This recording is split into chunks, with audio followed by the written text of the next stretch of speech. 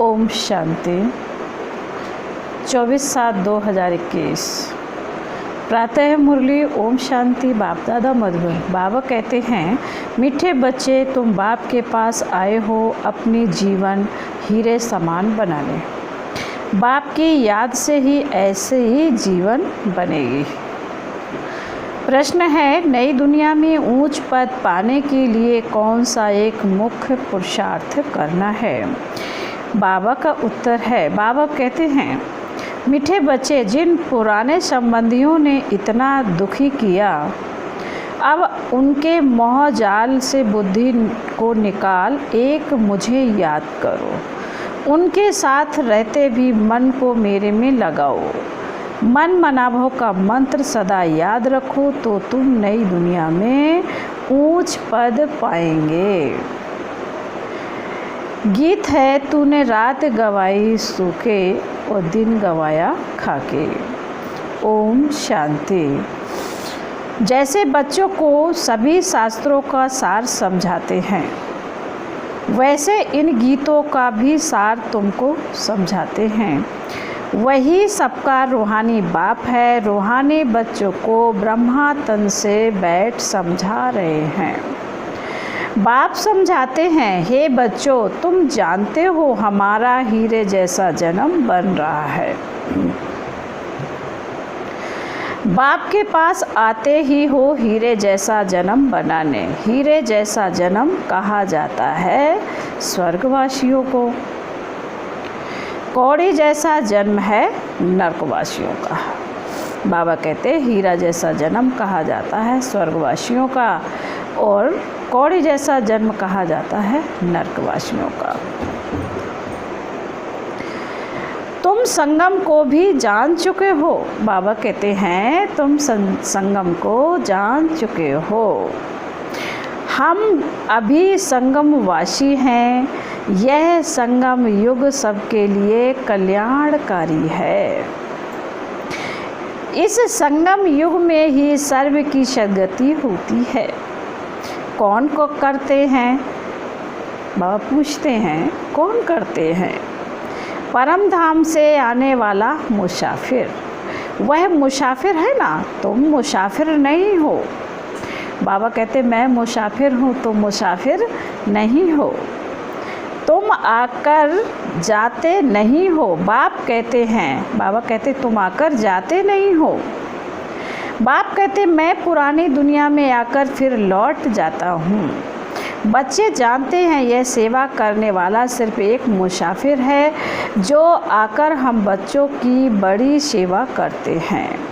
ऐसी सेवा और कोई कर न सके। सेवा के लिए ही पुकारते हैं कि आकर हम पतितों की सेवा करो। बाप भी कहते हैं, हम बच्चों की सेवा में आए हैं। बाबा क्या कहते हैं? हम बच्चों की सेवा में आए हैं, क्योंकि बच्चे बहुत दुखी हैं। पुकारते भी हैं, हमारे दुख और शांति दो। दो चीज़ हमेशा याद रहती हैं, सुख और शांति। बाबा कहते हैं, यहाँ दुख और अशांति है, तब पुकारते हैं। बाप ही आकर सारा राज सृष्टि चक्र का बच्चों को समझाते हैं। बच्चे समझते हैं, अब भक्ति मार्ग खत्म होता है। कलयुग का अंत माना भक्ति नीचे उतरती आती है। ज्ञान से तुम्हारी चढ़ती कला हो जाती है। तुम ऊंचते ऊंच पद पा लेते हो, फिर वह प्रारब्ध का सुख कम हो जाता है। भक्ति तो भारत में कितनी होती है? बाबा कहते, भक्ति तो भारत में कितनी होती है, उतनी और कहाँ नहीं। आधा कल्प भक्ति चलती है, जब से द्वापर शुरू होता है और दूसरे धर्म स्थापन होना शुरू होते हैं, तब से भक्ति शुरू होती है। भक्ति भी पहले बहुत अच्छी होती है, जैसे स्वर्ग पहले बहुत अच्छा होता है, फिर आहिस्ते आहिस्ते कला कम होती जाती हैं। फिर बाबा कहते हैं, आधा कल्प कोई पूजा नहीं होती है। फिर भक्ति मार्ग शुरू होता है और दूसरे धर्म भी शुरू होते हैं। इतनी भक्ति और कोई कर नहीं सकते। बाबा कहते पूरा आधा कल्प भक्ति चलती है, यह भी तुम बच्चे जानते हो। कि बाप जो सबको खास भारत को सद्गति देते हैं, स्वर्ग का मालिक बनाते हैं, वही दूर देश का मुसाफिर आया हुआ है। हम बच्चों को फिर से स्वर्ग की बादशाही दे दें। वर्षा भी कितना ज़बरदस्त है, परंतु एक भी बात किसी की बुद्धि में नहीं बैठती है। भारत में भक्ति कितनी करते हैं, कितने मंदिर हैं। भारत खंड में तो ढेर मंदिर हैं। अभी तुम जानते हो यह किसके मंदिर हैं? पहले पहले तुलसी बाबा का मंदिर बनता है, फिर बनते हैं देवताओं के। वह मंदिर भी तुम्हारे सामने खड़े हैं। बाबा कहते हैं एक तरफ से बाबा की पूजा करते रहते, दूसरी तरफ से बाबा तुमको पूज्य बना रहे हैं। बाबा कह रहे एक तरफ से बाबा की पूजा करते रहते हैं और दूसरी तरफ से बाबा तुमको पूज्य बना रहे हैं। तुम यहाँ आए हो पूज्य देवता बनने। जो भी देवताओं के पुजारी है, वास्तव में वह भी आकर यहाँ ब्राह्मण बनेंगे। धीरे धीरे वृद्धि होती जाएगी। सभी इकट्ठे तो पढ़ न सकें। बाबा कहते सभी इकट्ठे तो पढ़ न सकें, वही फिर पढ़ेंगे। एक दो को पढ़ाते रहना है। सबको बाप और सृष्टि के आदि मध्य अंत का नॉलेज सुनाते हैं, जिससे मनुष्य स्वर्ग का मालिक बन सकते हैं। सो आकर समझो। बाबा कहते हैं सो आकर समझो। तुम बच्चों की बुद्धि में है कि यह नाटक कैसे चक्र लगाता है। कहानी कोई लाखों वर्ष की तो नहीं सुना सकते। तुम जानते हो 5000 वर्ष पहले क्या था? याद आया ना, हम पूज्य थे, पुजारी बने। आगे यह पता नहीं था कि हम पूज्य थे, अब हम पुजारी बने हैं। हम सब पूज्य थे, फिर हमने 84 जन्म लिए, आगे यह पता नहीं था। 84 जन्मों की कहानी लक्ष्मी नारायण की है। तुम अपने 84 जन्मों की कहानी सुनाते हो। उनको तो अपनी कहानी बैठ लिखने में बहुत समय लगता है। तुम 1 मिनट में 84 जन्मों की कहानी बता सकते हो। वह तो एक जन्म की कहानी लिखते हैं, छोटेपन में क्या क्या किया यह भी अपनी कहानी बताते हैं। हम 84 का चक्कर कैसे लगाते हैं, एक की तो बात है नहीं। बहुत ब्राह्मण हैं, तुम ही इस चक्र को जानते हो। इस चक्र को जानने से तुम राजा रानी बनते हो और फिर औरों को बताते भी हो। भक्ति भी भारतवासियों जैसी कोई नहीं करते। बाबा कहते भक्ति भी भारतवासियों जैसी कोई भी नहीं करते। और जो भी मठ पंथ धर्म आदि है वह हमारे भक्ति के समय स्थापन होते हैं। पहले पहले हमारा कितना छोटा फूलों का झाड़ था, रूहानी गार्डन था, तुम चैतन्य फूल थे। इनको कहा जाता है फूलों का बगीचा।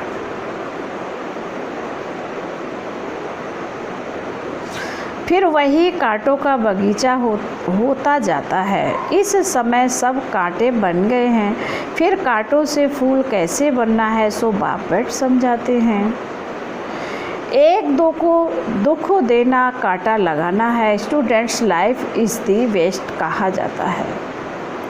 वह बहुत अच्छी होती है। बच्चे बच्चियां बड़ी खुशी में पढ़ते रहते हैं। शादी की और एक दो को कांटा लगाना शुरू किया।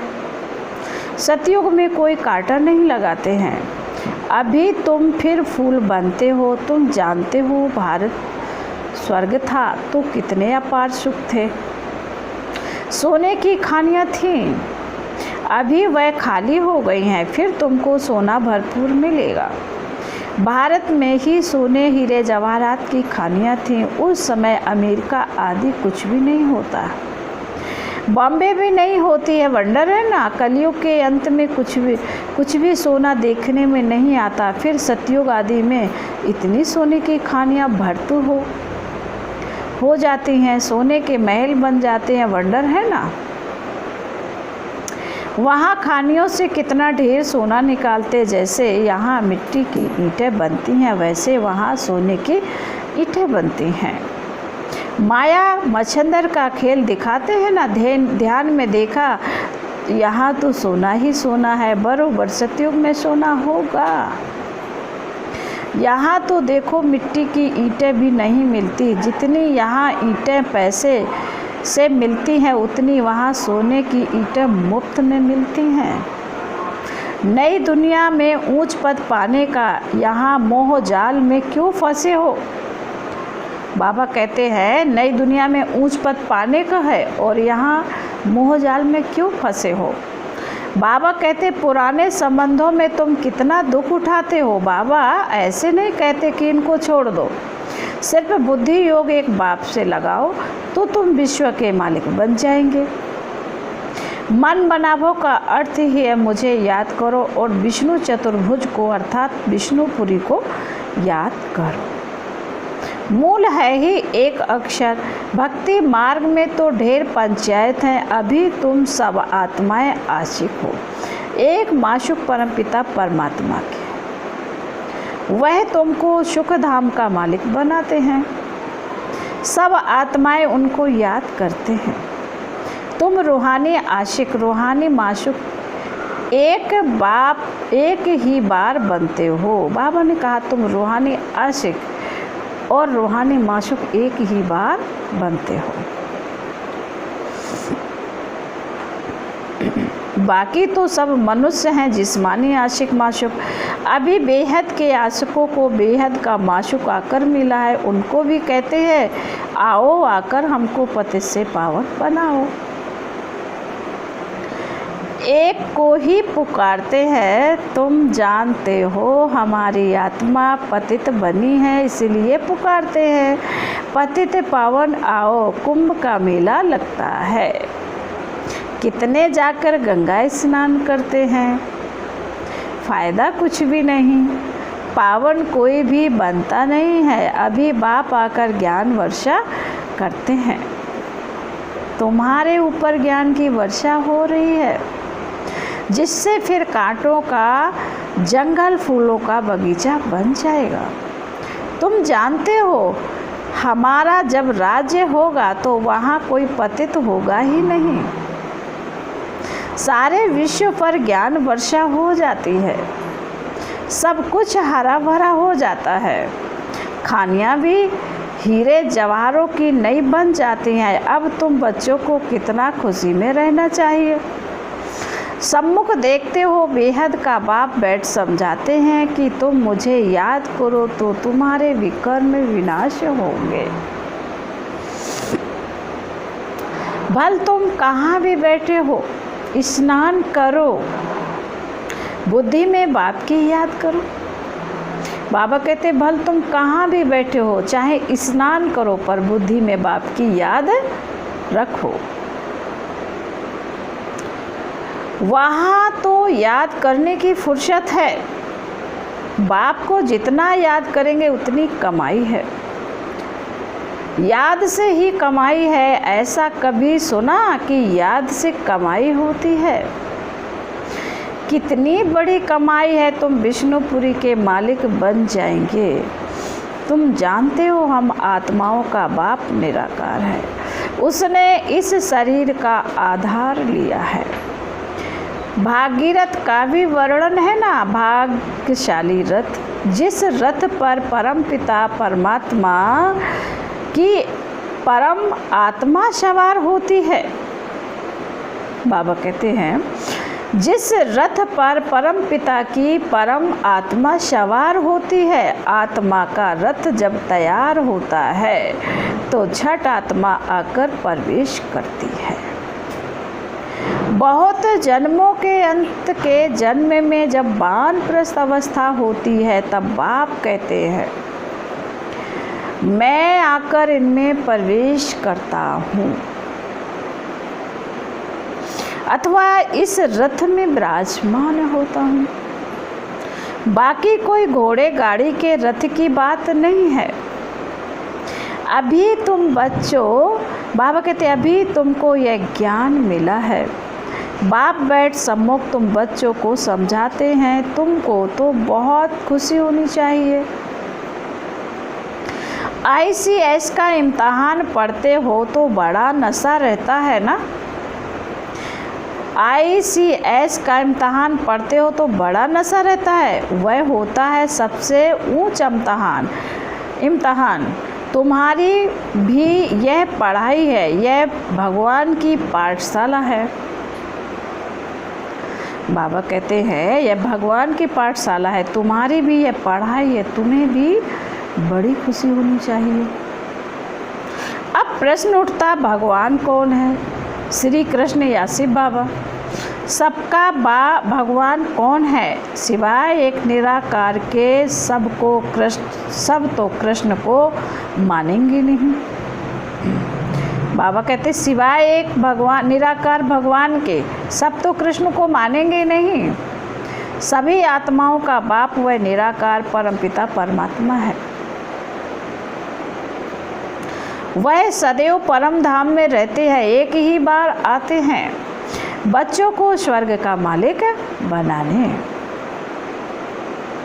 तुम जानते हो वही बाबा कल्प कल्प आकर हमको रंक से राव बनाते हैं। भारत अब रंक है ना, फिर दूसरे जन्म में क्या बनना है? तुमको सब साक्षात्कार हुए, विनाश का भी साक्षात्कार किया, स्थापना का भी साक्षात्कार किया। भगवान वाच मैं तुमको राजाओं का राजा बनाता हूँ। बाबा कहते बहुत दान पुण्य करने से कोई को अल्पकाल का सुख मिलता है। राजाओं के पास जन्म ले फिर फट से मर जाते हैं। कोई गर्भ में भी मर जाते हैं, कोई लूले लंगड़े काने बन जाते हैं। जैसे कर्म करते हैं बाबा कहते हैं वैसे ही पद पाते हैं। अब तुमको तो राजाओं का राजा बनाते हैं। तुम कहते हो बाबा हम बलिहार जाएंगे, तो जरूर राजाई भी तुम ही पाएंगे। भारत को महादानी खंड कहा जाता है। यहाँ दान पुण्य करते हैं, वह फिर जरूर होता भक्ति मार्ग में। अब बाप तुमको 21 जन्मों के लिए दान देते हैं। अब तुम बाबा पर बलिहार जाते हो, तन मन धन सब कुछ दे दिया। अब बाप कहते हैं ट्रस्टी होकर रहो। तन मन धन हमको दे दिया तो आप क्या करो, ट्रस्टी होकर रहो। आपको ही याद करता हूँ, दिल से सरेंडर करते हैं। बाप कहते हैं भल महलों में रहो, घूमो फिरो मौज मनाओ, सिर्फ मुझे याद करो